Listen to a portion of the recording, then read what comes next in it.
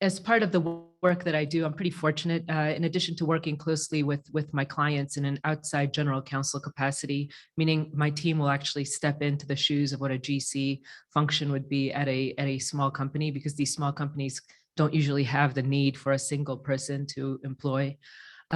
We end up being business partners to these companies as they mature and grow in new markets. One of my favorite things, and why space is such a powerful engine for my practice, is that, we love to work in frontier technologies, because you're just as much invested and involved in building new markets as you are, solving actual day-to-day business issues for your clients.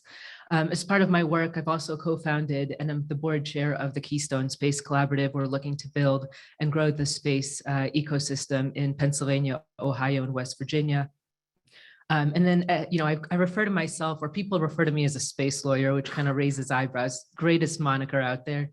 But I do serve as outside general counsel to Astrobotic. You've heard from Astrobotic yesterday. You heard about them today from Jim and others. And I've been with that company for 13 years, watching them grow from a team of students from Carnegie Mellon with a faculty member to spinning out and growing into a 200 plus person company in Pittsburgh, with now suborbital test flight capability in the Mojave Desert since the acquisition of Mastin Space Systems. Watching that kind of company grow and essentially serving as the point of contact on legal issues is a real eye opener. You have heard so many programs that STMD and NASA have available to early stage startups. We know firsthand that Astrobotic wouldn't be what it is today without having the opportunity to participate with tipping point proposals, and obviously the CLIPS program, and all of the various partnerships and partner programs that NASA is talking to you and has available for your use. Just out of curiosity, as a poll for the room, how many here are students, startups, or faculty? Raise. Quite a bit. So this is going to be exactly the target audience. This is how Astrobotic got started. This is how many of the other companies I work with have gotten started.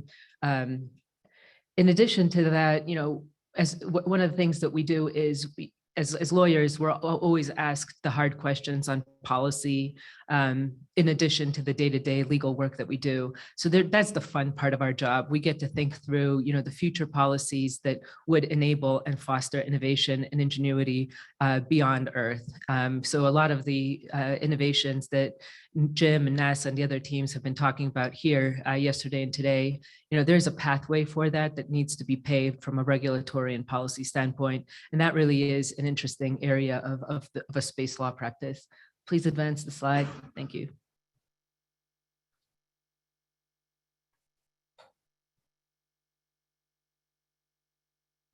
Fantastic. I do have some pictures. This is probably why I went to law school to begin with.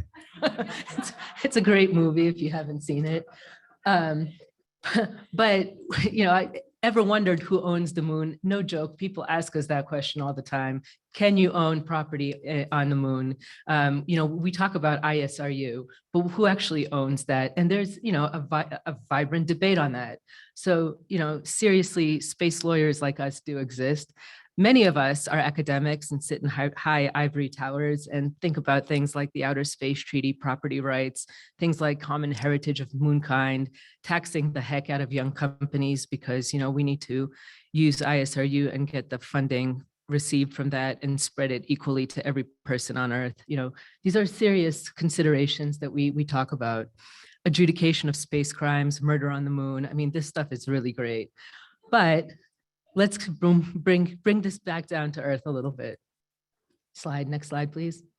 Some of us like to roll up our sleeves and actually get their hands dirty. We work with governments and with industry to unlock the commercial potential of space. That's sort of the high and lofty view of my life, but actually that guy in the right-hand side is really what my day job looks like when we're working with, NASA and our other friends to negotiate deals. But just aside, many of us end up doing a little bit of both. Next slide, please. I'm putting this slide on because it's a business model canvas for SpaceX. And I think it's kind of an interesting illustration because whether you're talking about a 4-person team out of a university, a company like Astrobotic that is trying to advance and grow and make its way, or SpaceX that by all accounts is no longer a new space company, they all started out with a business model canvas and started out, in this case, in El Segundo in a warehouse, scrappily searching for your co-founders and money. For those of you who are in this space, you know exactly what I'm talking about. And the key to unlocking the potential of company creation is to get a good lawyer, space lawyer, but to really understand the opportunity that is in front of you. Next slide, please. The good news on that is, and before I jumped into some of the legal pieces of this, I wanted to kind of highlight why we're talking about this today. Space is a $425 billion opportunity industry right now. It's expected to be a $1 trillion opportunity by earliest projections, 2030, 2040 at the latest. This is a quickly growing industry. I don't have to tell this room that, but if you look at the global government investment, the number right now is 25.5 billion in just 2022. Whenever you look at these numbers, they mean nothing until you look at the actual growth rate. That's a 18.8 growth rate over the prior year, and that's government spending and investment in commercial space. You put that in perspective with the 2022 NASA Economic Impact Report that just came out in October. 15 billion in venture capital in 2022 alone for new space companies. Now that's an eye-opening number. That's routinely coupled with a roughly 8 to 10% compound annual growth rate. That puts us in a very healthy environment when you're comparing that industry to other industries that we think about. Space is here to stay. The new technologies and innovations that STMD is talking about are ripe for commercialization. Working to build companies is where we need to go.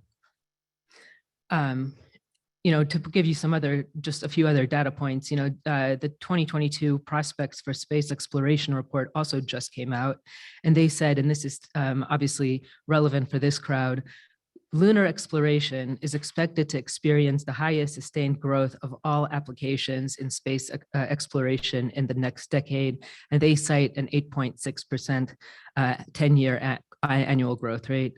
They're expecting $5 billion in private investment in lunar technologies by 2031. That doesn't take into account the investment that NASA is making in these technologies, which often is the groundwork from how these companies spin.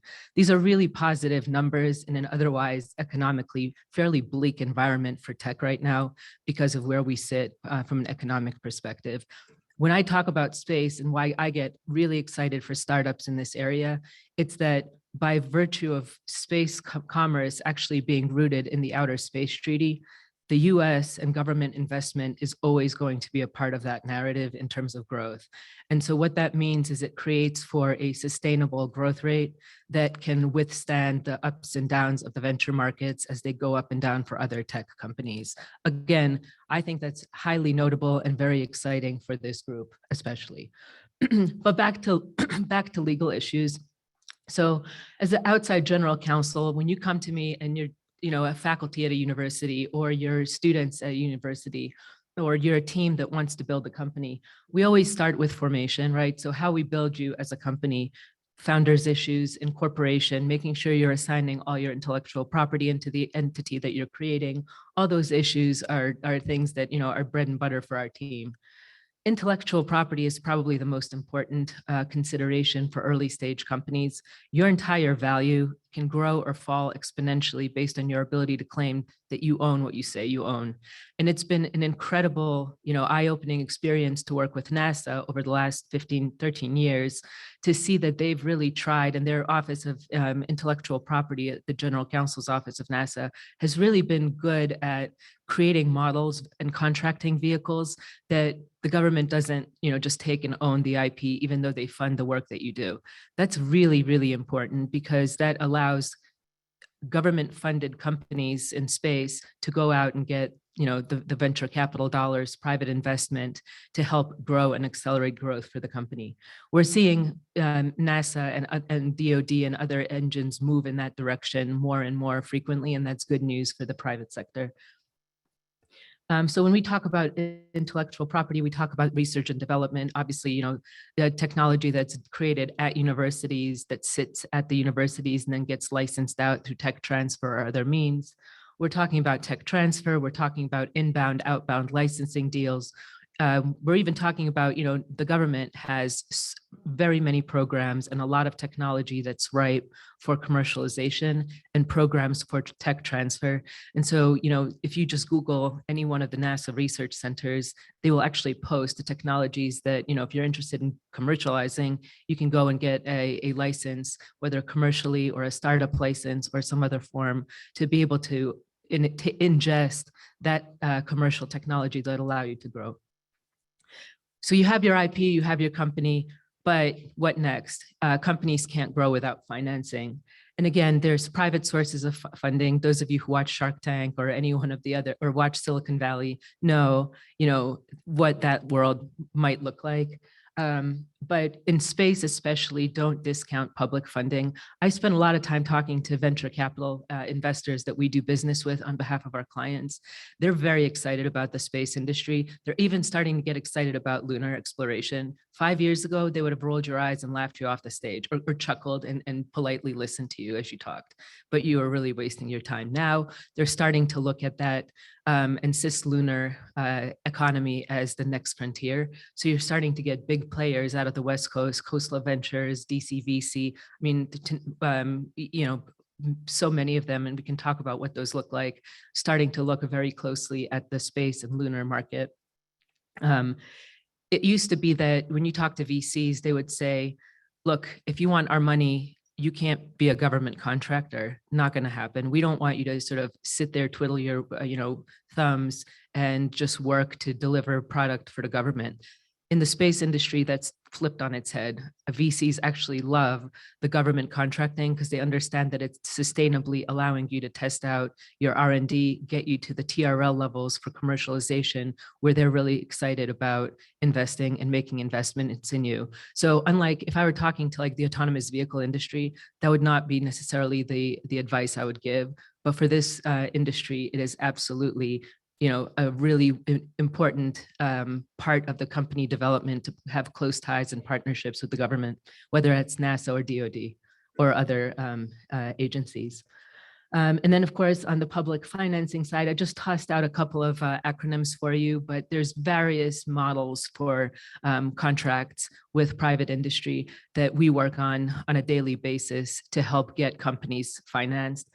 Again, the beauty of public investment from the government, it's non-dilutive. So for the founders who are worried about maintaining their equity stake in a company, this is exactly where you want to be to test out the kinks in your technology.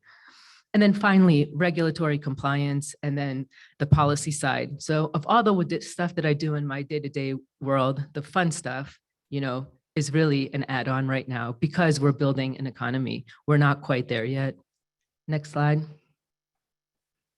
So as I'm thinking about how to present this, let's just go through 3 client scenarios. These are actually taken from clients that I work with currently in terms of how innovation happens from my lens as an attorney.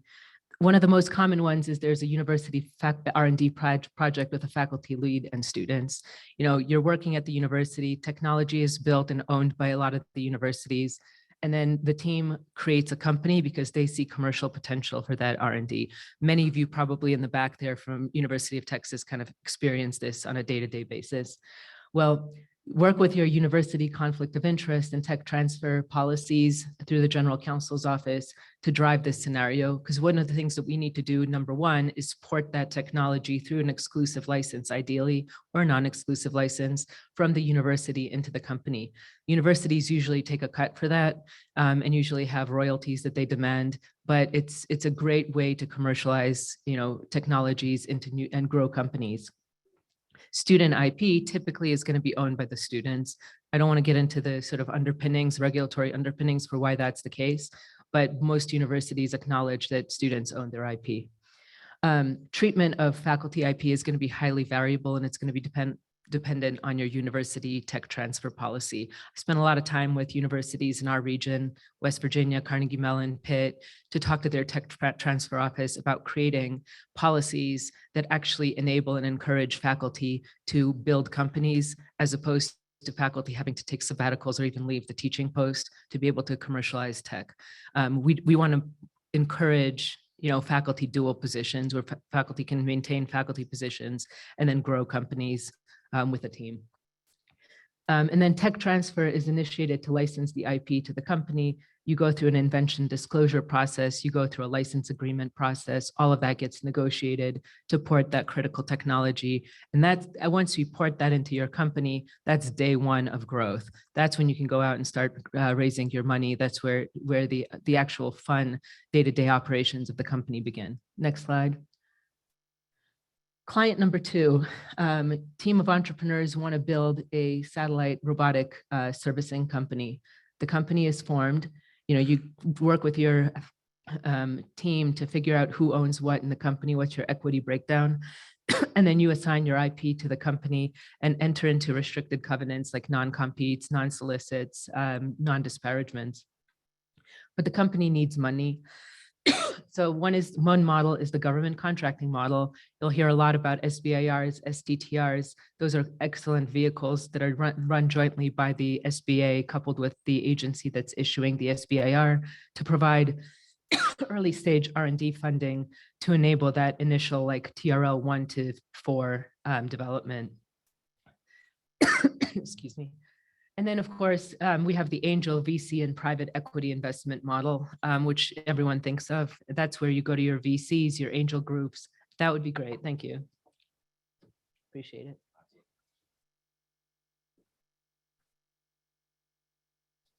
I can answer specific questions about that world, the VC and private equity world. But one of the things that people often overlook is strategic investments, particularly in this industry. There's a lot of opportunity to get money from potential future commercial partners. That could be a larger space company or even a company that's not even doing traditional space work altogether, but has a strategic interest in the work that you're doing, may want to expand into the space market or space industry. Don't overlook strategic investments, because while they might have a little bit more strings in terms of pure financing terms, they might come with an actual commercial agreement that helps you prove out a fantastic partner and customer who's going to put money into you and help you stay afloat long term. And then it shouldn't be and I mentioned this before, but this should never be like a zero-sum game, like private versus public investment. Again, in the space industry, we're fortunate enough to always be able to think about a hybrid approach. And most of my clients that I work with have employed a hybrid approach. Next slide. And then finally, the client 3. This is an existing space company that has interest in commercializing established IP. They might have gone onto the website and have seen NASA's list of IP ready for commercialization, or they might have identified IP that they know exists at a university or at a company. The company licenses or acquires the IP to start its operations, again, through the tech transfer model and the licensing agreements that we go through. And then, from this perspective, we always have the same considerations of, how is the IP initially created? Was it done at private expense? Was it done at government expense? Is it a hybrid play? And then, when we're working with any type of government contract, you're always going to be mindful of your FAR and NASA FAR supplement requirements that talk about data rights and who owns what. So while I said that, NASA and the government are getting better about not only owning your IP, if they pay for it, they will have certain rights to it most of the time, unless it's done at entirely private expense. So just keep that in mind. But I've never seen it be abused to preclude a company from pursuing its own proprietary operations to date, knock on wood. So you guys are doing a good job on that. So when you see things like margin rights, I've never seen that exercised, but there may be a first time for everything. But anyway, this gives you sort of a snapshot of 3 types of common clients that we work with. In general, though, next slide, I want to wrap up by saying, you don't have to be spending $1,200 an hour on a DC or New York firm to get the right proper services. Just make sure that whatever law firm you're working with understands the industry that you're playing in. That would be my only sort of word pearls of wisdom. But of course, you know, if you need a space lawyer, I'm always around to take calls. Thank you guys. Appreciate the time today.